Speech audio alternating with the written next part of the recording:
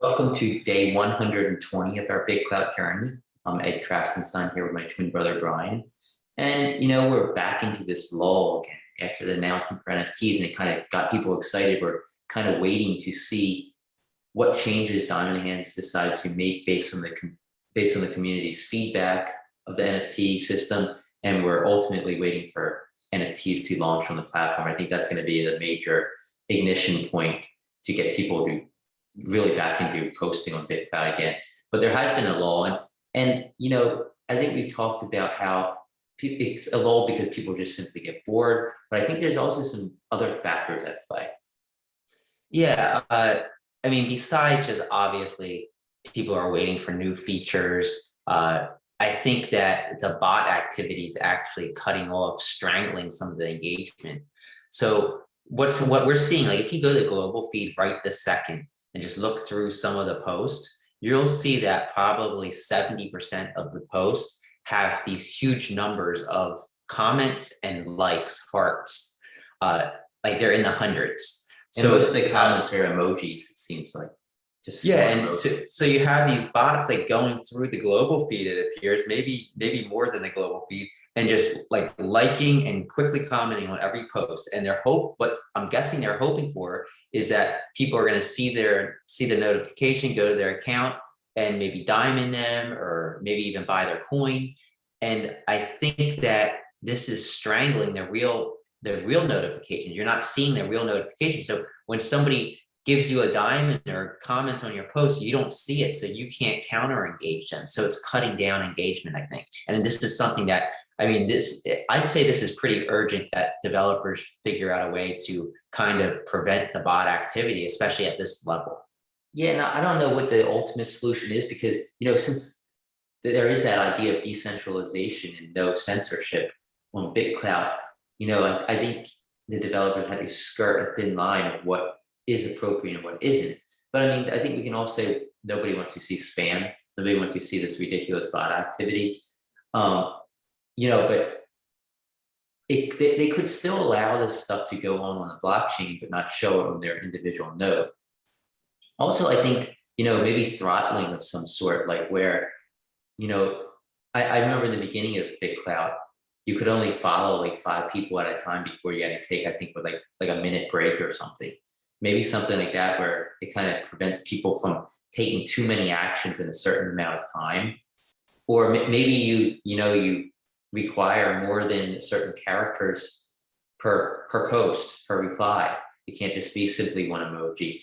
And then bots would end up resorting to posting the same text, and then you can kind of filter text out that way.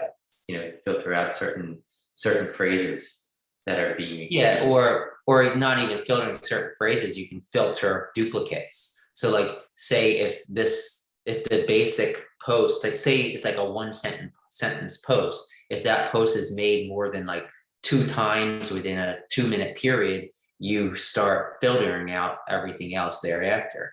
And it doesn't even have to be the entire sentence, it could be snippets of the sentence. I mean, there's ways to code it. It's just probably a pain in the neck because the spammers are going to keep adapting, but you got to keep adapting as a developer to make sure that you kind of prevent this, because yeah. this is going to hurt the platform quite majorly if it keeps up. The other option is to just allow people to more easily filter their own notifications. Yeah, that's true. Like have a checkbox at the top, like we talked about with Salil the other day, where you can only view diamonded posts, only view comments, etc.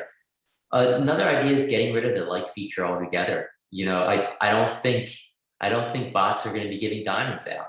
Are they really going to be paying a penny per diamond they give out? And if they do, I think people would be more keen to accepting that if they're getting paid to view this spam emojis. Yeah, and I think if you did two things, you got rid of likes and you put some kind of filtration system on comments where it does pick out like overuse, or it picks out the same basic thing being posted, as well as giving users all kinds of new options in their notifications, whether they want to list it by certain notification type. They could maybe also report a notification, and if there's enough reports, maybe it starts filtering. I mean, there's all sorts of ways that you can do it. It's just figuring out what the right way is. Yeah, and I don't know if putting some kind of deterrent on this registration system is a good idea because it's already hard enough to sign up. And I think, you know, these people who are running these bots can pretty easily create new accounts without automating that process. But once they have the accounts, then they use the bots to, make the posts and stuff, the more tedious things. So I don't know. I think there are solutions, and I think there's solutions that need to be implemented soon, especially before we start getting a lot of people coming onto the platform.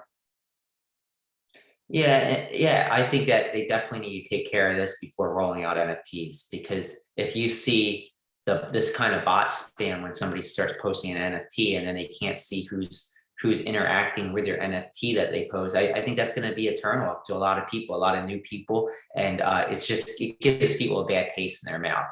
And it was totally out of the hands of the core developers until this point, because you need to see how the bots are going to act before you can really implement a system to stop it or to slow it down. So I think that things are going to be worked on. I know there are third-party developers already looking at ways to prevent this kind of spamming, but I'm sure the core devs are looking at it too, because there's a couple discussions and sips about it. Yeah, I mean, I've seen a lot of different types of bots too. It's not just the ones that are posting or liking, but there's bots that have been mass following people. You look at a new account that's been around for like 6 hours and they already have 15,000 people that they're following.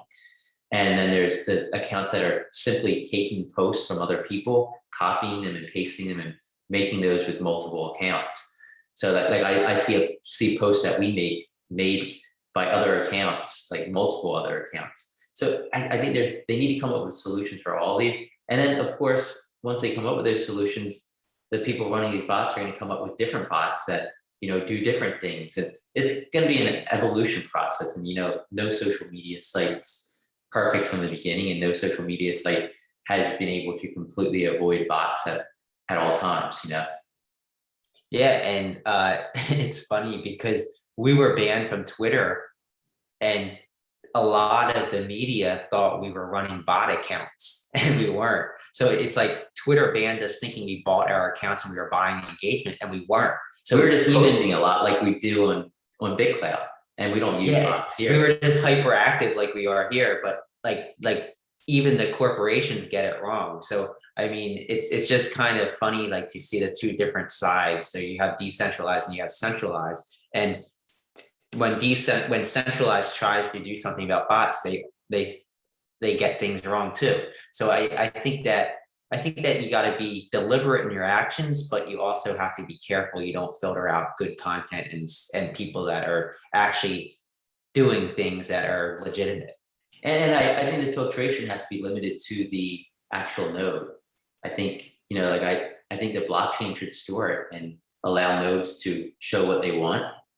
At the same time, I also think that certain node operators should share filters with each other and like have default filters that that they all work with, so that if you start a new node for BitClout, you're not going to automatically be flooded with all this spam. You can use these other filters created by other node operators. So I think that Yeah, or Core could just implement one of the filters on Core, and then everybody that runs a node has the option of using that filter as well. So Yeah, so what else is there to talk about? Not too much. The BitClout price is at $100 almost exactly, and it's been stuck there for almost a whole day, because there's a huge buy order at exactly $100 on blockchain.com. I think it's 1,000, or I think it's 18,000. 17 or 18,000 right now. And so the price is kind of stuck there. And there's been a lot of orders going through pretty much at $100, $100.05 between that range. And so we're stuck in that range. I think there's just people who are waiting to see what NFTs are going to do for the platform. And there's obviously somebody who's very interested in buying BitClout at $100. Yeah, and you saw me yawn when you were talking about that, because it is so boring, because it's been here for the last like 3 weeks, not really moving much. So I think the combination of the price not moving much, the bots, and also engagement being down, perhaps partially due to the bots, I think that's all kind of creating this lull. especially since there hasn't been any really big new things coming out yet. But I think that's going to change, and I think they have a blueprint to change it, and it's probably going to happen sooner than a lot of people think. And I think we're all just kind of waiting now for Diamond Hands to give an update on NFTs. And other than that, I think today is a good place. I think that's a good place to stop the video, and we'll talk to you again tomorrow.